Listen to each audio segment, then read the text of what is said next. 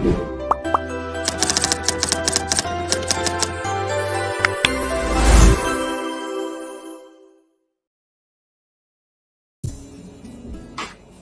teman-teman, hari ini kembali lagi dengan saya William, dan pada episode kali ini kita akan membahas tentang good governance dalam perusahaan keluarga.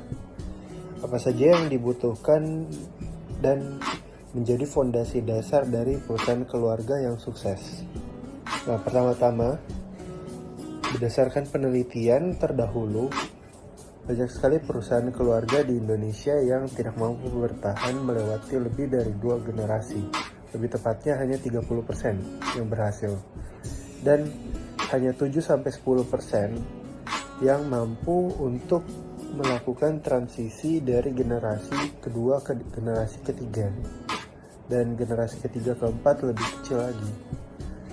Dengan berdasarkan hal ini, maka mungkin kita sudah pernah mendengar pembicaraan orang-orang tua kita yang menceritakan tentang bahwa terdapat 3 step dalam siklus perusahaan keluarga. Generasi pertama yang mendirikan, generasi kedua membangun, dan generasi ketiga biasanya yang merusak atau menghancurkannya.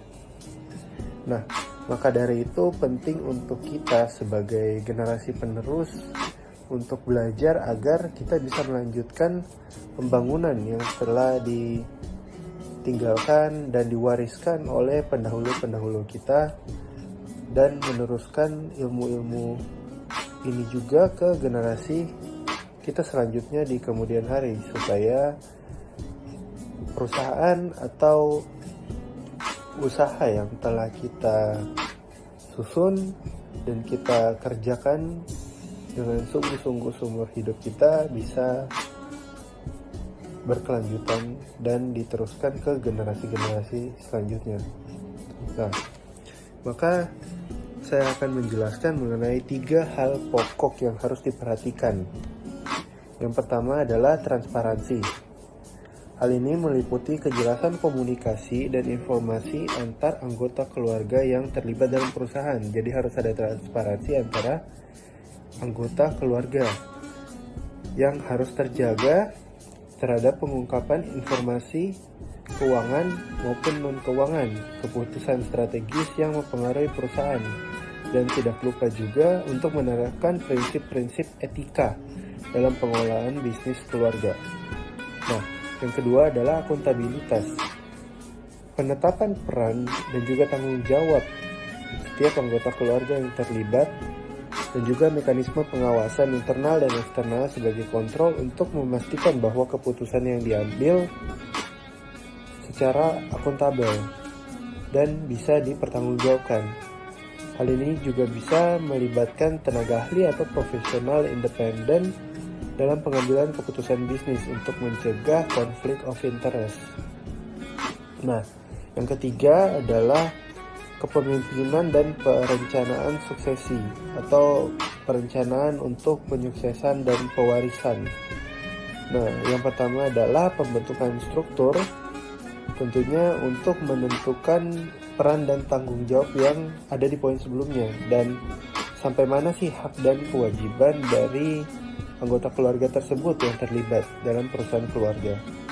Yang kedua adalah pengembangan rencana yang jelas dan harus diikuti untuk memastikan kelangsungan bisnis di generasi berikutnya. Dan juga yang terakhir, yang paling penting adalah dalam kepemimpinan dan perencanaan suksesi ini, kita harus menyediakan pelatihan atau pengembangan bagi anggota keluarga yang akan terlibat dalam perusahaan.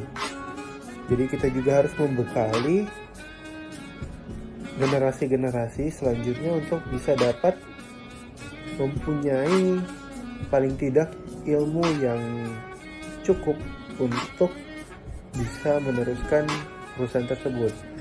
Nah, dengan kesimpulan, 3 hal ini menggambarkan pengelolaan perusahaan keluarga yang dibuat sedemikian rupa sehingga dapat bekerja secara profesional layaknya perusahaan non-keluarga atau perusahaan yang